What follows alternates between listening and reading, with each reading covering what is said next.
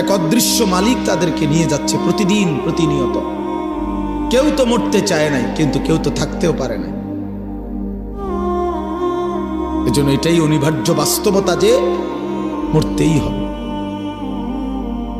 যেতেই হবে, ফিরতেই হবে আল্লাহর কাছে, ফিরতেই হবে। তাহলে কাজেই যেটা চিরন্তন বাস্তবতা, যেটা অনিবার্য সত্য, সেটাকে পাশ কাটানো বুদ্ধিমানের কাজ না। এটা কোনো বুদ্ধিমান হইতেই পারে না। মৃত্যু যেহেতু আমাকে বরণ করতেই হবে, আল্লাহর মুখোমুখি যেহেতু আমাকে হতেই হবে, কাজে বুদ্ধিমান তো সেই যে এই ব্যাপারে প্রস্তুতি নেই।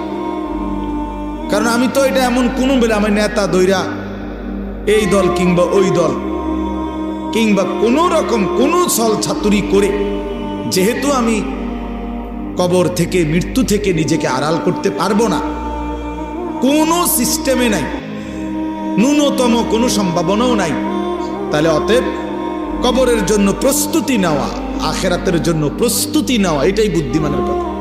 কারণ এটা তো আমাকে বরণ করতে